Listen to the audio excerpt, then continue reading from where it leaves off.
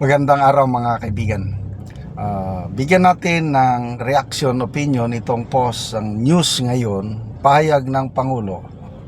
Kasi bumabaha sa malaking bahagi ng Luzon ngayon.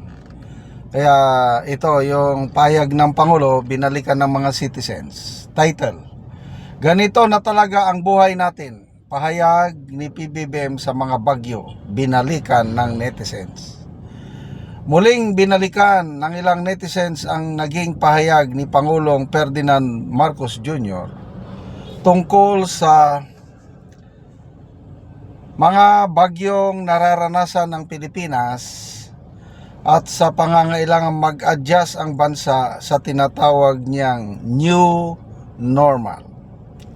Sa isang press briefing noong nakaraang taon, sinabi ng Pangulo na hindi na dapat ituring na pambihirang sitwasyon ang madalas na pagharap ng bansa sa malalakas na bagyo at iba pang epekto ng nagbabagong klima.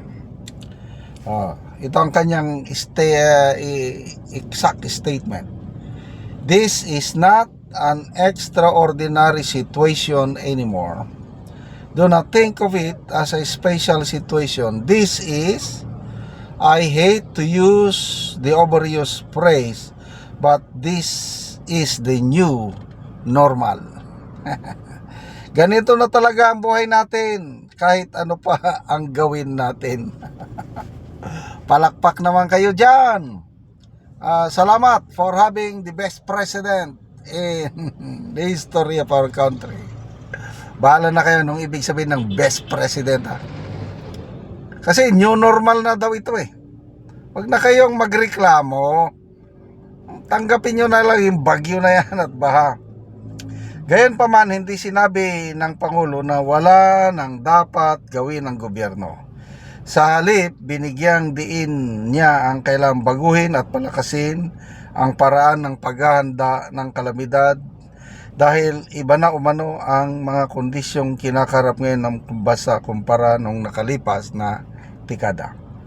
We have to change the way we think. Everything was different from what it was in the last 40 years. Yes! Mula nung ipinanganak ako, 66 years old na ako ngayon, going 67. Normal na yan yung bagyo. Nasa average of 20 bagyo sa isang taon. Kailang naranasan naming bagyo nung bata pa ko. Nung una, bumabaha sa aming lugar. Dahil tabi kami ng malaking ilog, ang Burayan River. But, ang kaibahan, nung una, kung may pundo, may flood control, kakaunti ang korupsyon. Kasi naranasan ko yung mismo tabi ng bahay namin dumaan yung dike, yung flood control.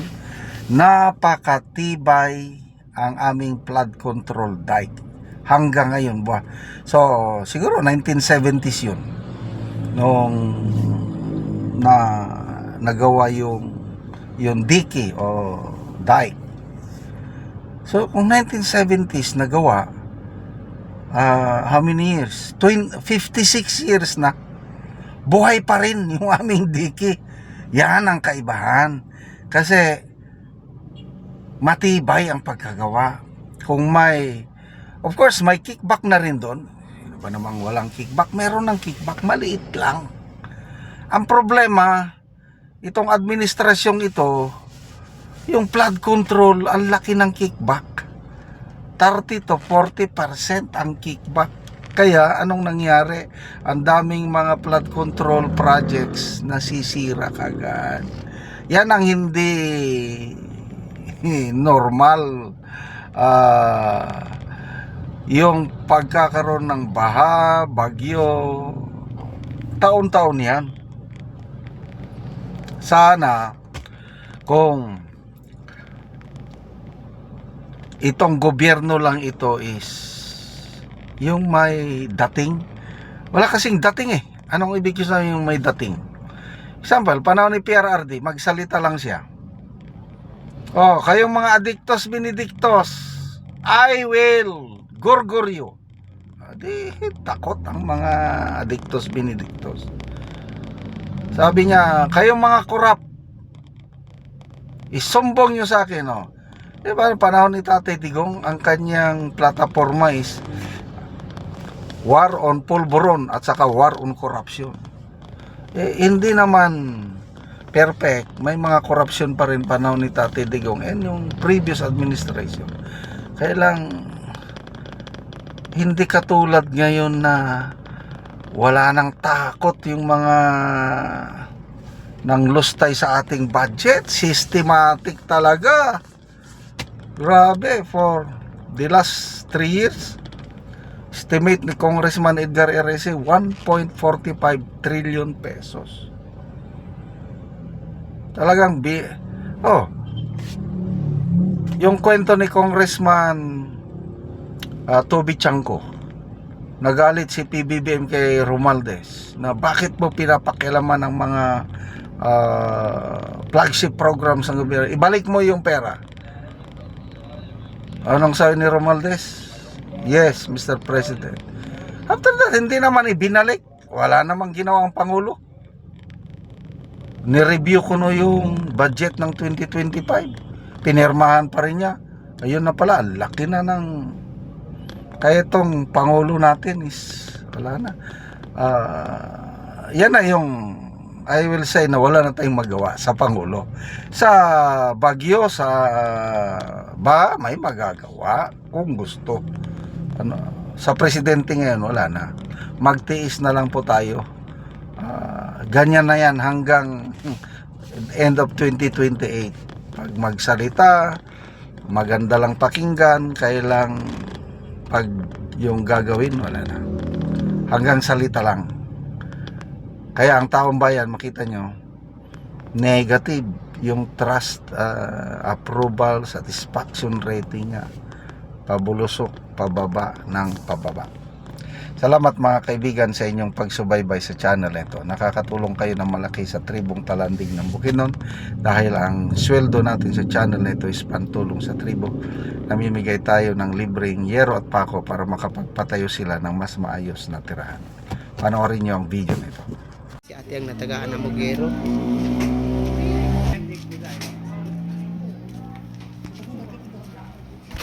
So, ano niya ang balay.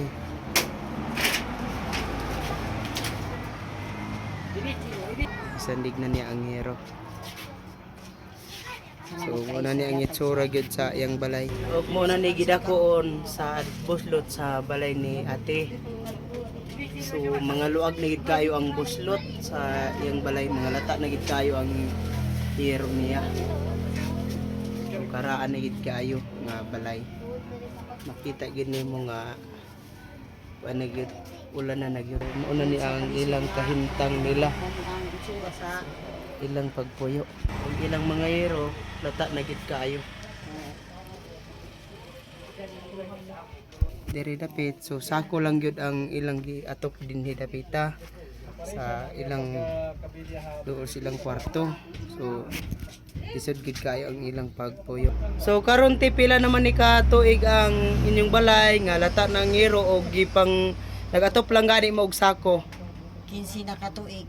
15 na katuig ang hero. Oo. So gikuha na lang ninyo ang uban og sako. Para nga kuan niptan aw kuan kanang tulo. May mga eskwela nga kuan. Bisod ni kaayo. Na may mga eskwela. So pila ka bukti imong eskwela te? Kuan duha. Duha. Oo. So unsa na yung mga grade? Grade 7 o grade 3. So insa dayto inyong panginabuhian? Kuan na pa ng production ra ang yang bana kuan lain magtrabaho na lain sa panimalay ang yang asawa. So lisod gyud ang ilang panginabuhian. Oo, wala gid kay tungod ra sa pampalit og bugas. Gakalisod pa gani magpalit og bugas. Oo. Oo, so salamat. Salamat sa Ginoo nga sa naghatag sa sin. Oo. Among gihatag sa kanhiro. Salamat kaayo.